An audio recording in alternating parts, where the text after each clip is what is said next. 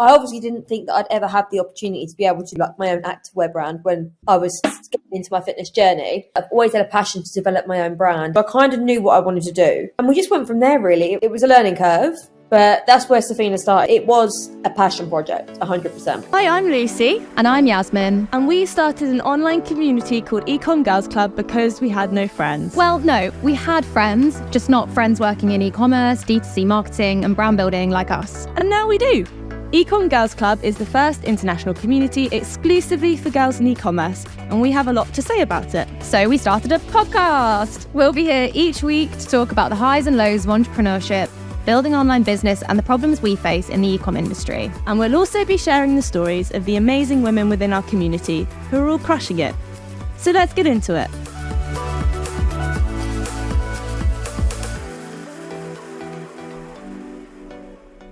For those listening and who don't know, if you don't know, where have you been?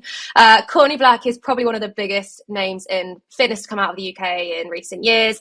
She absolutely crushes it. She has an app, which is basically like a personal trainer in your pocket, which absolutely smashes. But alongside that and lots of other things, Courtney has an activewear brand called Sofina Active, which is, correct me if I'm wrong, but at the moment, D2C, all e-commerce, not currently in retailers, but all off Shopify, essentially, at the moment. But for listeners who don't know, that's a whistle-stop tour and intro into Courtney Black. I actually did a little bit of e-com modelling shots for Court and Sofina a few months ago.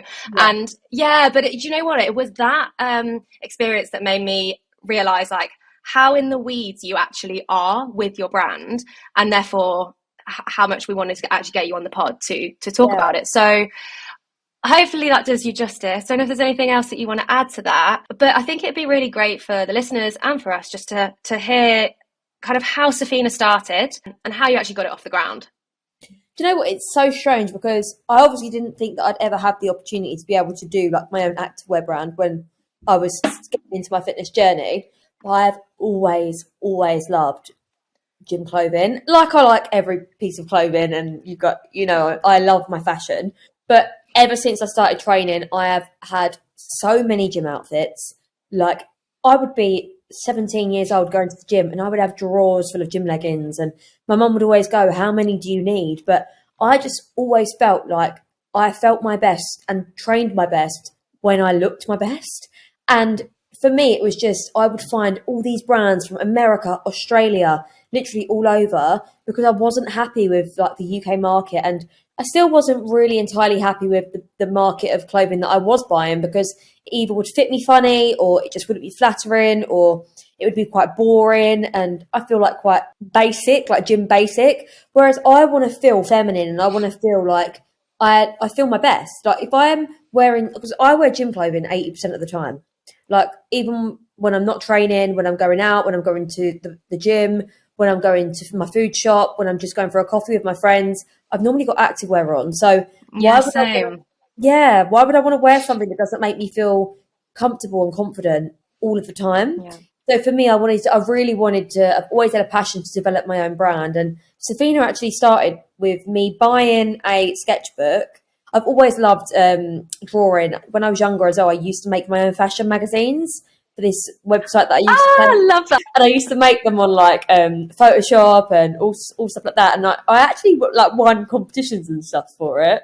So I've always been like quite nerdy like that. And I used to do like Adobe and all stuff like that.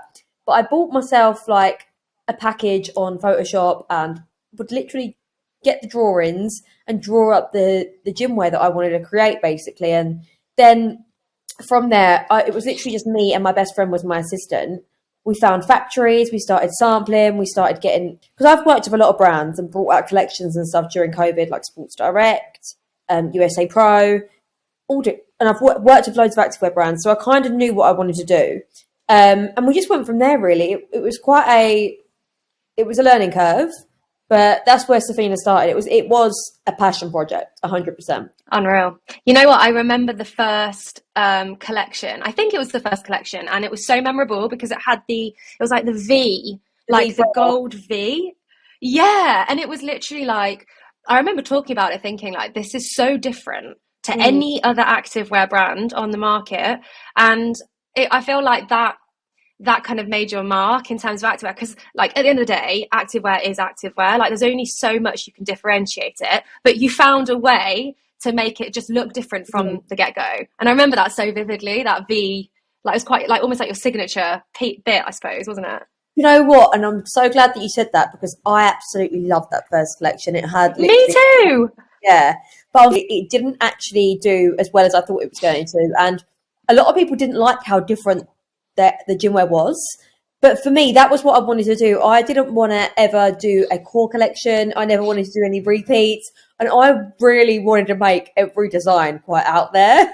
Yeah, splits. Like honestly, if you see some of the other things that I drew up, I wanted to do like a dark limited edition black collection where it was just the whole collection was black, but it had mesh on it, it had high necks, it had cutouts, and that's great, right? If you are an avid gym goer and you want to really up your gym, like level up your gym wardrobe, but for our target audience, they're not going to want to buy that. When I had to really like be quite realistic about this, and yeah, I wanted to make a gym like wardrobe that was quite out there and so different.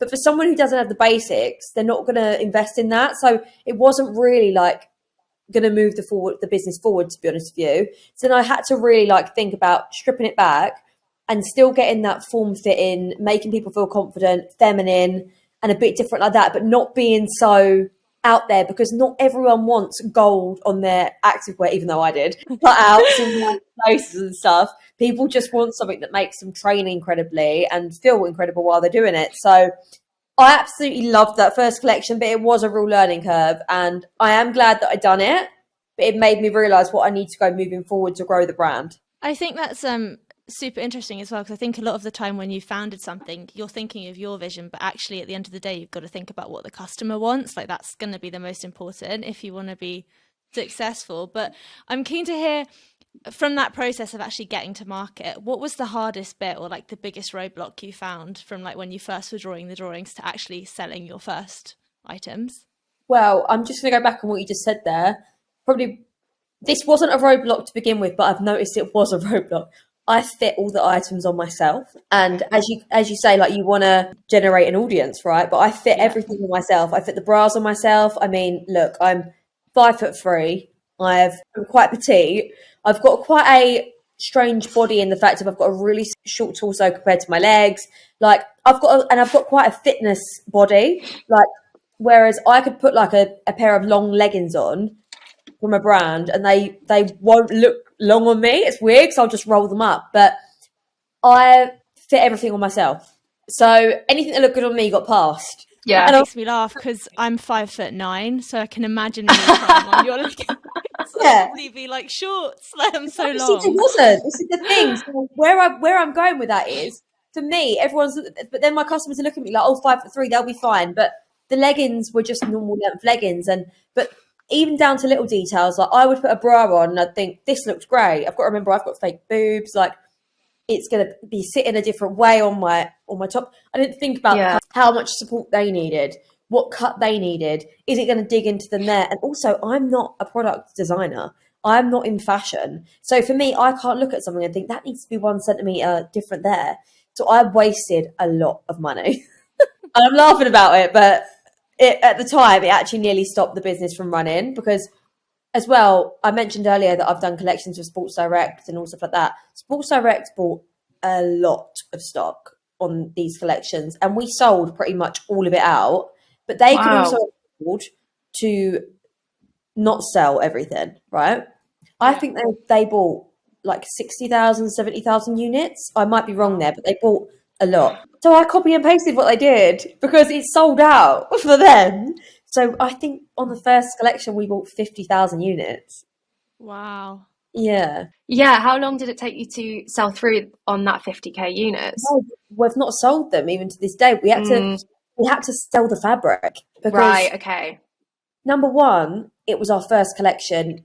We should have ordered way, way, way smaller than that. Not only is it wasteful, but it's also wasting a lot of our money. And we never earned that back, to be completely honest with you, because our fabric is super expensive. Our stitching is super expensive. We don't cut corners. Like we even had gold emblems put on it, which we had to get all those made. Like our product was expensive, especially compared to other people that are selling for more than us. Like, our product was really expensive, and we just got left with, we had so much stock left. It was crazy. And if I'm being honest, it was quite demotivating when you're just stuck with a load of stock that nobody seems to be buying. And I feel like it doesn't look quite great on the website either. So we did make the decision. Obviously, the next collection we drew it back. We learned from our mistake, but we made the decision to sell the stuff as the product as stock. And we also done a huge Black Friday sale, so people could also get the opportunity to buy the products really, really cheap. So we didn't want to just waste it. And we also donated quite a lot of it. But yeah, I mean, it's like, hindsight's a wonderful thing when it comes to stock and inventory. It's like, I feel like it's the biggest problem that any e-com brand faces is stock, inventory, and also then cash flow, because they're all linked, right? Do you think it'd be better, like, do you think if you were to go again, you would rather launch with fewer units and sell out and have a longer kind of down period where you're reordering stock to restock? Do you think that would have been better? Because obviously, like, the golden answer is get the perfect amount of stock, sell exactly what you need, have a little bit left over, but we don't always know exactly what that number is. So do you think it would have been better to sell out, not have stock for a bit, than to over order and have as much like left over as you did? Are you joking? We literally ordered thousands and thousands too much. So of course I'm going to say yes. No. Look, for me, my goal wasn't to look like a sellout, because I think a lot of brands do this and they sell their product out and then the customers get so annoyed because they're waiting because the brand constantly wants to look like they're sold out. Exactly. It's annoying, if I'm being honest. Yeah. I get so annoyed by it. I mean, unless it's a really luxurious brand, then you can understand the reason why. I just feel like, and I know a lot of companies hold stock back so they can look like they're sold out. And I also got a few people told me to do that. But if I'm being completely honest, I don't want my customers to be constantly annoyed and commenting on my socials and stuff going, you're always sold out, but you're still posting about it. For example, our newest collection has actually sold out, but we did still order a decent amount of stock. Woo! But I've not been posting about it since it's sold out because I don't want people to get annoyed. So when we start getting stock in again, I'll start posting about it a little bit more. But we're obviously posting about it on our business page, but on my personal page, I just don't see the point in me annoying my customer in telling them to buy stock or making them fall in love with our clothing when they can't purchase it, because it is just annoying. And I see companies do that as well, and they're still continuously using influencers, and when they're holding back stock, it's just, I don't want to annoy my customers, not at this stage anyway, where we're not big enough to be doing that. So launching a brand, obviously you have like a large following on social media, and there are kind of some fairly obvious benefits to that in that like you can get your product out there to your own audience. But I'm just curious, like, did it add an extra level of pressure, or have you found it to be negative in any way, having such a big following when you're launching like your first collection, for example? With the gym clothing, no. If I'm being completely honest, no. Obviously, sometimes you get people that you might get the very unfortunate random 40 order or a bad bit of delivery, which really doesn't ever happen, but you might get that. But I will tell you what I did really regret, and I haven't spoke about this a lot, but I actually launched my own skincare brand. I remember this. Yeah, I remember. And it's actually really sad because I actually still use the products to this day, especially the face tan. Like, they're incredible products. Like, they are such high quality, incredible products, but I should never have done it. And it wasn't to do with how it was done. It was done incredibly well. The products were incredible. The launch was incredible. But I am not a beauty blogger. I'm not anything to do with skincare. I was just really passionate about skin, and I was really passionate about the products that I was using. And I thought that would relate to my audience, when it was a complete disaster, if I'm being completely honest. We lost money on it. We shut the business down. And it was really upsetting because obviously the products was so incredible, but I also lost so much motivation because I then realized how hard it is to make beauty content when you're not in the beauty industry. And I just really struggled to push it myself. But then going into my Sofina, my clothing brand, it's just so natural for me. Like, I've never approved a product I don't like myself, so I wear them. They are incredible products. And as well, I keep it really natural, right? I don't just wear Sofina. And I'm quite honest about that. Like, my brand has, at the minute, 6 or 7 items. Let's be completely honest. I don't just want to wear green, cream, and tan every single day. You know? Like, I want to wear other items of clothing. I want to go and wear running clothing, performance clothing. Until we have a performance range, a running range, I'm not just going to wear my own brand. And that keeps it really like fresh and exciting for me, because then when I do wear it, I feel really happy and confident to be making content and posting. And I don't just feel like I'm imprisoned to my own brand. Of course, when we've got everything that I ever want to wear and wear a bit of a bigger brand, I probably won't wear other items of clothing. But right now, I'm just really open and honest with my audience in the fact of it's a growing brand. And I think that's really special and key as well. Yeah, the only other person who I can think of who has got a brand and only wears their brand is George Heaton from Represent. But the reason he does that is he like lives and breathes that brand. It is his entire soul and being. But also that brand is like 8 years old now, 9 years old or something like that, or probably longer, probably older, sorry. And they have a massive range. Exactly. So he can pick a pair of trainers and a waterproof jacket or a pair of running socks, you know, but in the early days or the first like 3 to 5 years of business, at least you're keeping your collections core, because it's still a whole test and learn, isn't it? It's like, right, let's put this collection out and see what our customers think to it. And if they like it, we'll do it again, or we'll do a capsule collection, which might be a little bit different. And maybe 2 SKUs out of 5 might do really well. Okay, great. Well, we'll take that data and we'll pull those 2 SKUs into our core collection. Exactly. And it's just like, right, it's like this building exercise for many, many years. And then the reality to all of this is nobody wears one brand, not even people who launch brands other than George, like to my knowledge. You know? That as well, like we're adding this year, we're doing a sweats collection, a seamless, we're working on a running collection range. So as you say, as you build it up, it is going to be there. But as well, like I'm sure this George, as you said, he lives and breathes his brand, but I also live and breathe my other brand, which is my app. And if I'm being completely honest, my app content and my Instagram content would be extremely boring if I wore the same 3 outfits on repeat. Yeah, exactly. Yeah. It just is what it is. And I'm not going to might say, oh, what about wearing the old Sofina stuff? Yeah, but it's not for sale anymore. So what's the point? It then becomes a question of that. So I don't mind mixing it up and wearing everything until we evolve as a big brand and until we get more collections and more products that our clients want to wear, then I know they're not just wearing Sofina because we don't have enough.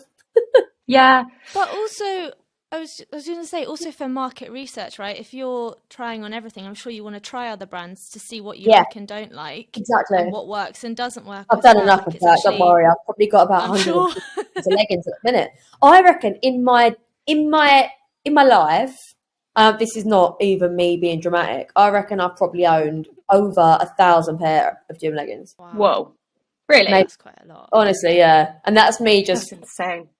I know, because at one point, when I was living in the flat, when I was 21, I counted, and I think I had something like 200 pairs or 180 pairs of leggings at that time, at that one time. Wow. Well, then there's like one question to ask, apart from Sofina, best pair of gym leggings you've ever owned. I feel like this is like, we've got the expert here. So. Yeah. I was actually thinking of this. I don't want to try like knock another brand here, because I do actually think they're an incredible brand, but I don't like how the fabric goes wobbly, which is a big thing for me.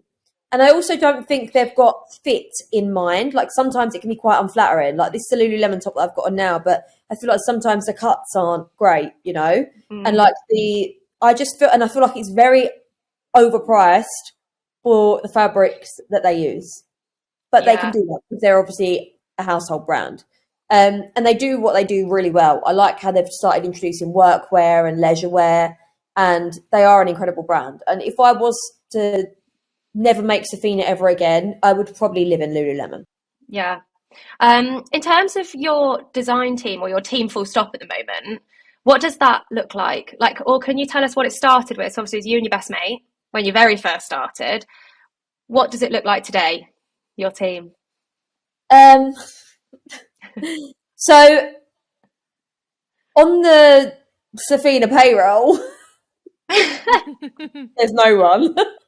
That's perfect though, isn't it? Like, you don't want people on your payroll. There's It's like no the biggest one. life hack. So Yeah.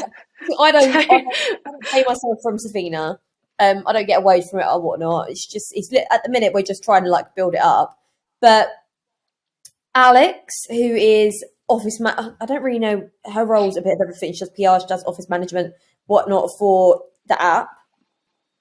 She does a lot for Sofina in regards to talking to factories, like we deal with websites and stuff together.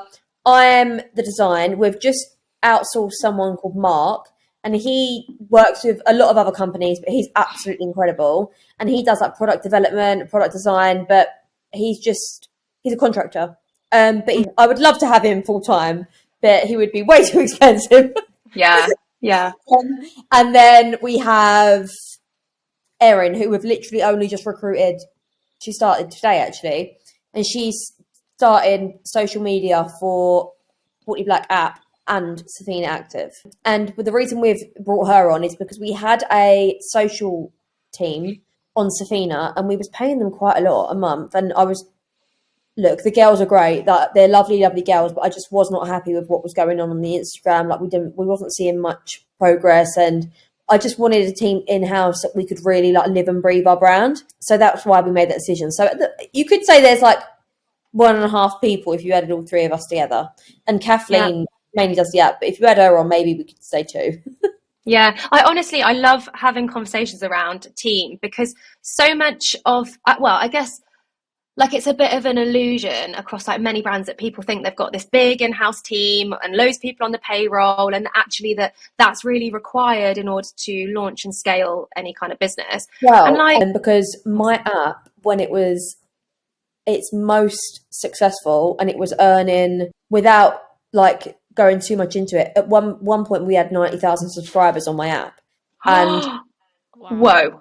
We had that for like 6-7 months. Obviously that's tapered down, but our most successful year, we only had 2 team members, and that was me and Georgia, my best friend. And we had like an outsourced agency who built our app, but that built that app for me when I launched the app 4 years ago. So we didn't have a big team even then. So I sometimes think having more people, and the worst month that we had was when we had a marketing manager, we had a CTO, we had a CFO, and it ruined it because everyone was just doing too much. We was losing money. Everyone was bickering, and it was just too many different opinions within one very niche industry.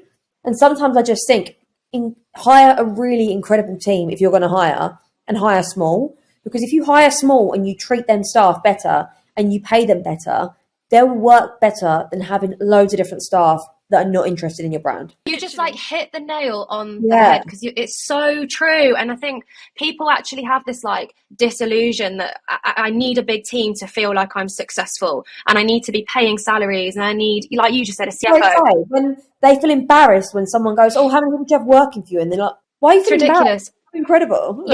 Yeah, and you're spot on. Like, the number of businesses that see like high growth and then they like panic, it's almost like panic hiring. So like bring all these people in, but actually not the right people, because they've either rushed it through or they're hiring for the wrong reasons. And they'll do that with their workforce, so they'll get bigger, and then quite quickly they'll start to slim down again when they realize it's just not working. So yeah, I think the fact that you've just like, reinforced that makes me feel better as well. I was going to say though, Yasmin, I'm just jumping in here because I remember once I was talking to you about hiring for my agency, and Yasmin turned around to me and was like, "More people, more problems." It's so true. 100%. Yeah, it's so true. It's the same. Like, if you have more staff, you have to check in with more people. You have to make sure everyone's mental health is good. You have to have more people scheduling meetings. Like, it does. You've got more people to. Unfortunately, they might not get along. And I've had that as well, where unfortunately we've had members of the teams that just do not get on and they butt heads. And then that kind of ruins the team relationship as well. So I do think as well, when you're hiring, you really have to think about the dynamics you've already got going on your team and whether this is going to slot in. Because it's not just whether you like them, it's whether the whole team's going to get on with them. And I think that's overlooked quite a lot, just because someone's good at what they do. I think as well there's it's important saying about like hiring for culture, because you can train people to do things, you know, like skill wise obviously there's certain roles where they have to have certain skills, but culture comes first, because you need someone who's going to get along with your team, exactly, and kind of be a part of the brand, and ultimately they're like responsible for your success, right? And the other thing about hiring as well is, to be quite honest, you have to pay everyone else before you pay yourself. So it's a lot of pressure. Like it's a whole layer of pressure, because like you're at the bottom of the pile when it comes to like providing for yourself, right? The two girls that I've got working for me, Alex, the other people that are working for me are incredible as well, but the two girls that I've got working for me, and they've worked for me the longest out of the team, is Alex and Kathleen. And both of them, as you just said, they come to me, and Alex was George's assistant. Alex just come in as a very entry level assistant, and she's worked herself up so high in the company. And as you say, like, she doesn't have all these incredible qualifications to be doing all these really high up things in the work, but she is so on the ball with her work. She is driven, she is determined, like she sorts things out. She's happy to tune in and help me out wherever she needs to, and she wants to excel, and she's been put on courses, she's done extra. And same with Kathleen, like she's come in and she said to me, I'm hungry to like progress, what do you want me to try to do? And they've both showed their strengths, and they've both showed how they want to progress in the company. And personally, and the same happened with my best friend, like I said to her, look, I'm really happy for you to, like, obviously she didn't end up wanting to work a 9 to 5, she wanted to work for herself in the end. But I see my team members staying with me for a very, very long time. And I'm quite happy for them to come in with none of these qualifications and not having gone to university and not having all these. But if you're switched on with business and you're happy to work, that's all that matters to me, because I don't have all these qualifications, and I've built 2 very successful businesses. So why can't my teammates do the same? Yeah, I think there's a lot to be said for doers within, when you're scaling. I mean, I think at any stage of business, and obviously like senior leadership team or C-suite positions is a different conversation, and you need many years in industry and experience to fill those roles. There's a time and a place for bringing those people into a business. But before that, the people who just roll their sleeves up and are prepared to get scrappy and find solutions when it doesn't seem to be clear, they're the people that are going to make or break your business. And like you say, they will stay with you from day one, and they're the real value pieces. And for me, the people that I want to have brainstorming sessions with and sit down and get me like really excited, and also sometimes me being the owner of the businesses, I need to be pushed as well. And I kind of just want my team members to go to me, come on, you're the one that's holding this back. And I want them to be proud of what I'm proposing and showing them as well. So I kind of need members that I can get on with it. I know we're going to say it to me as it is. And that's why I also think it's so important to hire members of your team that you know that you can communicate with, and that you're not like afraid, or you're not on the same page as. You need to get on with your team. 100%. What is your end goal with Sofina? Wear anything else. I did. So this started off, as I said, as a passion project. I didn't know whether it was going to take off or not, right? It nearly failed. We nearly closed the business down, but it's now doing really, really well. And for me, I just want it to be a brand that is known and people love, and we grow and we build more collections out. But I don't really know what's going to happen with it. I'm very confident that it can do well. But I don't want to sit here and say that I want it to turn over this amount, because I just don't know, if I'm being completely honest. And look, if it doesn't become the biggest brand in activewear, I'm actually okay with that, because I'm actually okay with this just being extremely good quality, extremely amazing clothing. And if I'm being honest, I don't need it to be a Gymshark, I don't need it to be next leading fitness brand. It just needs to be obviously profitable. It needs to be well made. It needs to make people feel good, and it needs to be a brand that I'm really proud of, because I've got an extremely successful brand in my app, and that gives me a lot of highs and a lot of lows and a lot of incredible, like, amazing opportunities that I've managed to do with that brand. So for my activewear, I just want this to be really make other people feel really confident, just like my app does, but in a way that they can buy my clothing, they can really trust in it. And that's the main thing for me, is never to lose that and become like something that's not good quality, not making people feel great. So for me, it's just having a brand that I'm really proud of. Completely get it. And it's actually nice to hear as well, because I think sometimes, especially in e-commerce, especially if you go onto Twitter or something like that, or X, whatever it's called, it's just like everyone's talking about numbers all the time, and you get like almost pressured into thinking that's the most important thing. And obviously it matters, but at the end of the day, if you love your brand and you love what you're doing and what you're providing, I feel like that's the key. I don't know if I'm a little bit like that as well, because I was never like that with my app, right? I was never number crunching with my app. And my app was so successful because I showed up every day and I literally loved boosting these videos, right?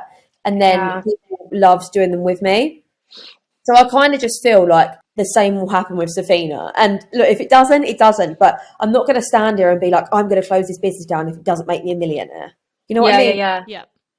I just feel like if I love what I do and I love producing the clothing, and at the minute it's making a bit of money and I'm really enjoying doing it, it's making people feel great, my passion is going to fall through. I feel like I make things successful.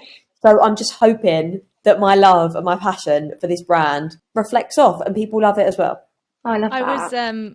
I was going to say, everyone sat on this call is crazy enough to have more than one business. Everyone handles it a different way. Yasmin's sighing there.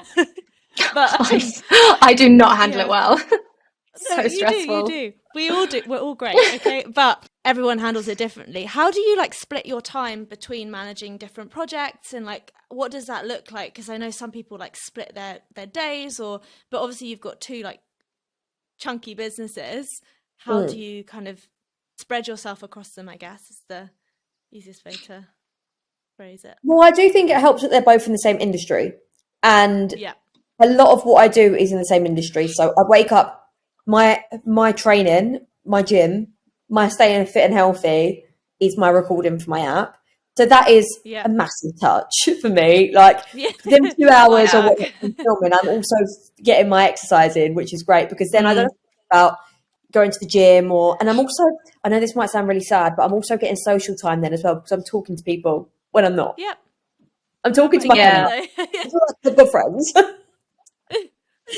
But I can also work from anywhere. So I sometimes just get out and I get my laptop out. But it can be quite lonely. But I don't split my days to a thing of, do you know what I think a lot of people try to do at the minute as well? They try to make out that they're always jam-packed busy, right? Yeah. And like today, I'm manic. Yesterday, I was manic. Tomorrow, I'm not busy at all. I'm going to have an ice bath and I'm going to sit on my balcony. I'm going to have a coffee. And I want to put my feet up. And I might even watch a day. Has that arrived yet? You got your ice bath yet? Tomorrow? Yeah. So I've ruled the day out. No, I'm joking. But I actually enjoy that. I enjoy having really jam-packed busy days with calls, filming, get all my content done. And then just be a bit more leisurely the next day, personally. I don't want to like have to worry about getting ready for the day or filling out meetings or having dribs and drabs. I want to get it all done, and I want to get it all done when I'm in a good headspace to get it all done. So for me, I just plan my days around what works best for me. How can I then get my social time in as well? Because I work weekends. Like I'm quite happy. I film on weekends because for me, working isn't just doing emails. It's filming for my app. It's filming for my brand. It's trying on clothes. It's doing all stuff like that. It's having phone calls. It's meeting people. It's going on meetings and getting stuff done on weekends as well. So if I'm not busy in the week, I don't really care that much because I might have a bit of a manic weekend that weekend. But I think a lot of time people make out that they're really, really busy to try and make a business seem successful when that's actually not healthy. Yeah, I think you're so right as well about like some days will be manic and some days will be absolutely dead. And I think just the message is like, that's okay. Because I think what happens is when you're a million miles an hour and you are go, on the down days, you can start to feel a bit like, oh, well, should I be busier? And because I'm not busy, does that mean I'm not successful? And blah, blah, blah. I think it's very easy to get into this negative spiral. But unfortunately, that is the reality of life. And like, it is different to having a 9 to 5, I think, where like you go into an office and you probably are busy all day. But when you do have your own business, some days are just busier than others. And that's very normal. I was never busy in the office, but I think I made myself unbusy. You made yourself unbusy? I was doing that part. I just pretended I didn't have anything to do. What did you do in the office? I'm assuming this is before the app, right? So was this before COVID days? I was an accountant. What? Wow. Yeah. I did not know that. Big change. Yeah, Actually, I used to call in sick like 3 times a week. I hope my team don't get any ideas because I know the tricks. I honest to God hated being there so much. I done this for like, I worked in the office until I was 21, 20, but I done really? PT on the side. So I got my Mhm. PT qualification, and I used to work till 5 p.m. and drive to the gym and PT clients of an evening, and then PT clients on the weekends as well. And then I built it up from God. there. And then I left after a year of doing that and went full-time PT. So, like, I know we've just had the conversation around you're not actually like a million miles an hour every single day, but you have this insane work ethic or motivation or discipline. I don't know what the right word is, but let's take the marathon training, for example. Like, I've been watching you on, and obviously I'm your mate as well. So, like, I hear how it's going, but I also see how it's going. And I just think you're absolutely great. Like, you're insane. But I think that's something that's within you, right? Like, Because you've seen what is that? well, and I feel like Yeah. when I get this, it's like how can I explain it? It's like I get like a bubbling sensation inside of me, and when that comes up, I can't get rid of it, and I need to be like sorting things out. I need to be getting involved, and I'll be on the floor taking videos. But I've always been like it. When I first ever launched my app, I was telling the girls this the other day. Actually, I made 300 goodie bags from scratch. So I made like the bags, I put the stickers on it, I got the roots together.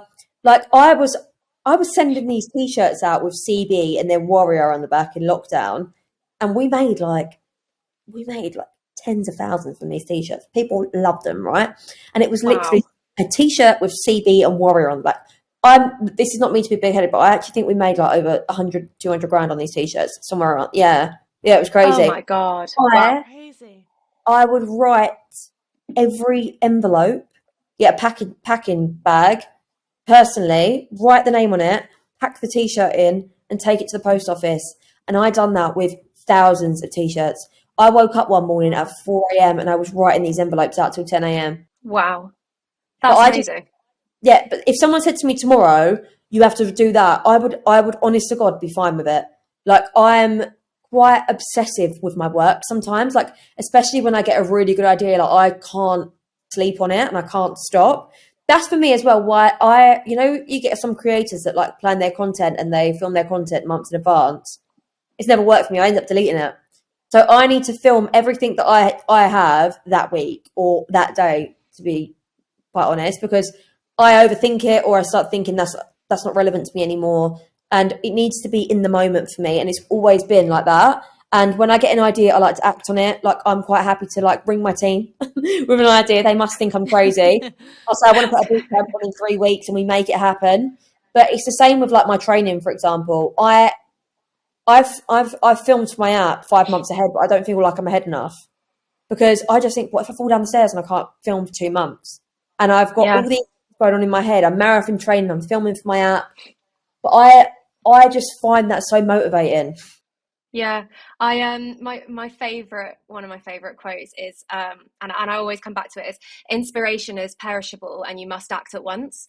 And it's like it like inspiration when it comes to you, like it's there. You have to use it in that moment because even an hour later and you'll look back and be like, oh actually nah, I don't like that idea. But if you'd have just acted on it there and then, what you might produce could be something amazing. And so like I completely relate to what you're saying about just creating and doing things and having ideas and acting on them and not planning too far in advance, because I think that's when things become stagnant and boring.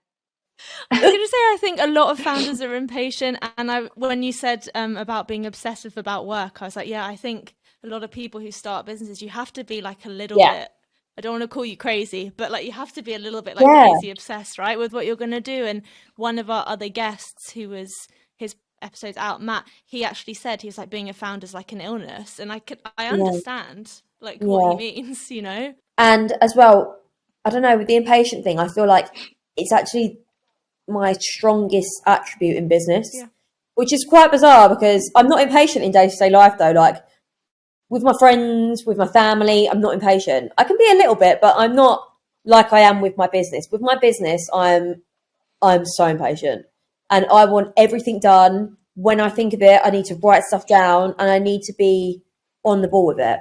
But it has been one of the best things, one of my best traits, if I'm being completely honest. And I know that sometimes it can be not the best trait, but for me, it's worked really well. I think like strengths and weaknesses. I think, perspective. I couldn't agree more. Where did you get the name of the brand from? Where did Sofina come from? It has no meaning in the slightest. I'm going to be completely honest. And people always ask us about it, because look, we had a name.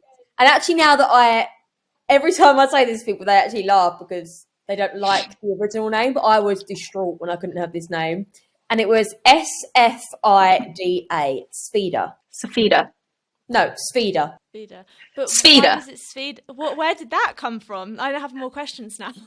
I have this saying, what doesn't challenge you doesn't change you, right? And I say it all the time. I've said it for years. It's like my saying on my app and whatnot. And it had like meanings to me. What doesn't challenge you doesn't change you. And Sofina means to challenge. But now I actually hear back. I was just putting names out of a hat to make it relevant. And Sofina is actually quite a bad name, if I'm being completely honest. Not a lot of people wouldn't be able to pronounce it, or they wouldn't pronounce it the same way. And do you know what? I told you earlier about the gold things we had on the leggings, right? We basically had 4 days to decide on a name because these things had to be printed with the name on them. Otherwise, we was going to lose all the money of the collection, basically, and it was going to get delayed and we weren't going to be able to launch. So these gold metal plates had to have a name printed on them. And at this minute in time, we didn't have one. And this is where Sofina come from. So it has no meaning. I was expecting. Yeah, it has no meaning. And it really kills me to say that because people ask me all the time. But if I'm being completely honest, some people really do think of these meanings and they really exaggerate them. And I just think that was such a long shot. So for us, has no meaning, sounds nice, the clothes are great. That's all that matters. Also, people overthink names. Like people painstake over the name of the brand. And like, no offense, but like Gymshark, what a shit name. Like, it's so bad. But does anyone care? Did it stop them becoming a massive business? Absolutely not. Like, people overthink it.